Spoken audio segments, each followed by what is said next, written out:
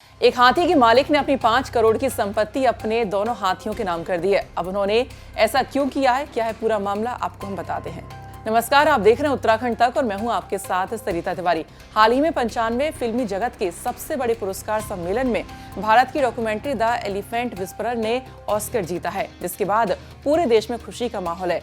Oscar विजेता the elephant whisperer में मनुष्य और हाथियों के बीच के रिश्ते के बारे में दिखाया गया है और ऐसा ही कुछ मिलता जुलता उत्तराखंड में भी देखने को मिला है। शायद इस तरह का पहला उदाहरण है कि एक हाथी के मालिक और संरक्षणवादी अख्तर इमाम ने अपने 2 हाथियों रानी और मोती के नाम पर 5 करोड़ रुपए की संपत्ति का हिस्सा कर दिया है। अब रानी, जो लगभग 28 वर्ष की है, अख्तर की संपत्ति की एकमात्र वारिस है, क्योंकि कई बाहरी और आंतरिक बीमारियों के खिलाफ लगभग 1 महीने तक जूझने के बाद पिछले महीने 35 साल की उम्र में मोती की मृत्यु हो गई। आपको बता दें कि अख्तर इमाम मूल रूप से बिहार के पटना के रहने वाले थे। इमाम को बचपन से ही हाथियों से लगाव था और इसलिए उन्होंने मोती नाम का हाथी पाल लिया था और उसको अपने बच्चे की तरह पालते थे। उनकी मौत के बाद हाथी अनाथ न हो जाए और इसलिए इमाम ने अपनी सारी संपत्ति हाथी के नाम कर दी थी। इमाम की पत्नी ने उन्हें तलाक दे दिया था। इमाम ने अपनी आधी संपत्ति भी उसे सौंप दी थी। इसके बाद भी इमाम का बेटा मिराज उर्फ पिंटू नालायक उनके प्रति दुश्मनी रखता था और कुछ तस्करों की मदद से उसे मारने की योजना भी बना रहा था। इसी डर से इमाम ने बिहार छोड़ने का फैसला लिया और वो अपने हाथियों के साथ उत्तराखंड के रामनगर आ गए थे।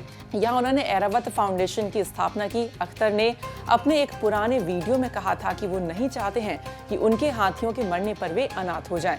बहुत से हाथियों के मालिकों के मरने के बाद उनकी देखभाल करने वाला कोई नहीं होता है। वे भोजन, दवा और चिकित्सा उपचार की कमी से पीड़ित हो जाते हैं। मैं नहीं चाहता कि मेरे हाथियों के साथ भी कुछ ऐसा ही हो और इसलिए मैंने अपनी संपत्ति उनके नाम कर दी है। वे मेरे परिवार के सदस्यों की तरह ही हैं। विडंबना यह है कि 2021 में अख्तर की कथित तौर पर हत्या कर दी गई थी। इसके बाद उनके 2 हाथी उनकी संपत्ति के मालिक बन गए। अख्तर की ऐरावत फाउंडेशन के तहत रामनगर में हाथियों की देखभाल करने वाले वन्यजीव संरक्षणवादी इमरान खान ने अख्तर इमाम के बारे में और भी कई जानकारी दी है। आइए सुनिए। इमाम साहब जो हैं वो बड़े पैशनेट हाथी के जानकार आदमी थे और बहुत ज़्यादा हाथी से लगाव था। छोटी सी उम्र में 5 साल की उम्र में स्कूल ना जाके जंगल चले जाया करते थे और यहाँ तक कि जंगली हाथियों के साथ भी उनके रहने का बड़ा तजुर्बा रहा और उनको हाथी पालने का बहुत शौक़ था। तो उन्होंने 1-2 हाथी रखे भी थे अपने पास और 2007 में उन्होंने एक हाथी ख़रीदा, उसका नाम मोती था। और अगर आप YouTube पे जाएंगे तो उसके बारे में बहुत सारी जानकारी मिलेगी। और शायद मेरे ख्याल से स्वतंत्र भारत में पहली मर्तबा किसी आदमी ने अपनी जायदाद का हिस्सा कि मेरे मरने के बाद कहीं मेरे हाथी को परेशानी ना हो, तो उन्होंने हाथियों के नाम जायदाद कर दी थी। 2012 में उन्होंने एक ट्रस्ट बनाई थी जिसका नाम रखा था उन्होंने Airavat, Asian elephant rehabilitation and wild animal trust. और उनके अपने फैमिली के साथ विवाद चल रहा था, अपनी वाइफ और बच्चों के साथ। उनका एक बेटा जो है वो गैंगस्टर है, किसी पुलिस वाले को मारने के बाद वो जेल में आज तक बंद है और वाइफ को उन्होंने सबको बेदखल कर दिया था। CJM कोर्ट से बाकायदा उनके पास आदेश थे और उनके पास पहले भी एक आध बार हमला हुआ और हाथी को बेचने का भी मामला हुआ, क्योंकि कोई फैमिली बर्दाश्त नहीं करेगी कि अपने फैमिली का हिस्सा, उन्होंने सिर्फ अपने हिस्से की ज़मीन हाथी के नाम करी थी। उन्होंने किसी और की ज़मीन सबको देने के बाद हाथी के नाम थोड़ी ज़मीन 3 एकड़ करीब उन्होंने कर दी थी। वो प्राइम लैंड होगी पटना में, हम तो कभी गए नहीं वहाँ पर। 2020 में लॉकडाउन के दौरान जब उनको इस बात का ख़तरा हुआ कि मेरे बच्चे मुझे मार देंगे या मेरी हाथी को कुछ, तो वो हाथी लेके 2020 में लॉकडाउन का फ़ायदा उठा के वो उत्तराखंड आ गए। उत्तराखंड में यहाँ उनकी मुलाकात एक आदमी से हुई, बुलकार सिंह। बुलकार सिंह के साथ बुलकार सिंह ने उनके ज़रिए से एक हाथी खरीदा, उसका नाम था रानी। और बुलकार सिंह के पास ये हाथी काफ़ी सालों से है। 2012 में उन्होंने ट्रस्ट बनाई थी। 2020 में वो लॉकडाउन में के दौरान वो यहाँ आ गए हाथी लेके और यहाँ आने के बाद बुलकार सिंह ने उनसे कहा कोई बात नहीं, अब आप आ गए। तो बुलकार सिंह ने उनको एक लैंड ज़मीन लीज़ पे दिलवाई। उस लैंड के अंदर उन्होंने पूरा शेड बनवाया हाथी का और ऐरावत का एक ब्रांच ऑफिस जो है वो उन्होंने यहाँ खोल दिया सामलदे में। अनफॉर्चुनेटली 2021 में उनका मर्डर कर दिया गया 3 नवंबर 2021 को।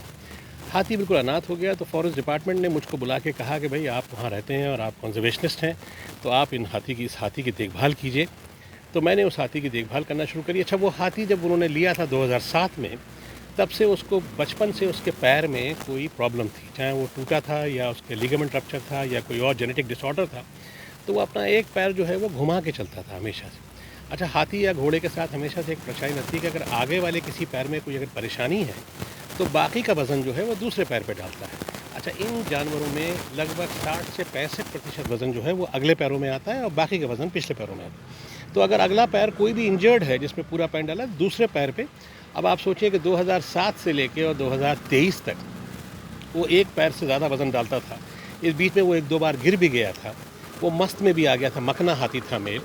और उसके बाद जो 8 जनवरी को गिरा तो फिर वो उठ नहीं पाया, बहुत इलाज कराया उसका और सब तरफ से डॉक्टर बुलाए, SOS वाइल्ड लाइफ रिसोर्स की टीम आई, यहाँ तक कि बंगाल शेपर्ड्स आर्मी चीफ से बात करने के बाद उन्होंने एक ऐसी टीम भेजी जो कि ब्रिजेस बनाते हैं। तो हमें एक ऐसा स्ट्रक्चर खड़ा करना था जिससे कि हम हाथी को उसके दोनों आगे सब चारों पैरों पे खड़ा कर सकें और हाथी को टांग सकें ताकि उसको ज़्यादा तकलीफ़ ना हो। तो वो किया, तो वो 21 जनवरी से वो इसी तरीके से चलता रहा और 18 फरवरी को मोती की तो देहांत हो गया, क्योंकि उसका दोनों पैरों में इन्फेक्शन बहुत तेज़ी से हो गया था और वो डर रहा था पैर रखने के बाद। तो इस तरह से ये एक कहानी है।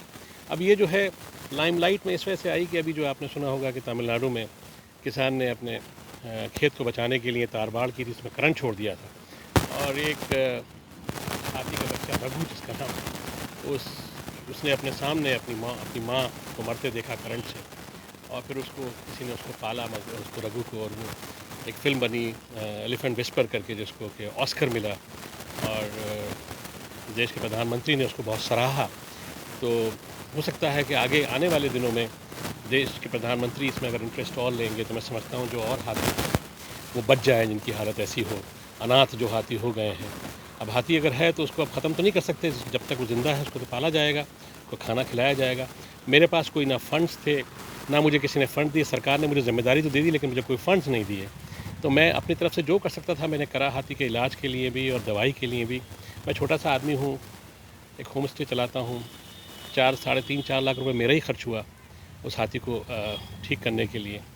और मैं लोगों से मांगता रहा, किसी ने कुछ नहीं कहा। मतलब वो ऐसा कोई नहीं था कि किसी का अटैचमेंट हो, मेरा अटैचमेंट था क्योंकि मुझे बनाया गया था उसका कस्टोडियन। तो मैं जो कर सकता था मैंने करा, हाथी मर गया। अख्तर इमाम की स्टोरी है। तो ये थी रामनगर से हमारे सहयोगी संजय सिंह की रिपोर्ट। बाकी खबरों के लिए आप देखते रहिए उत्तराखंड तक। नमस्कार।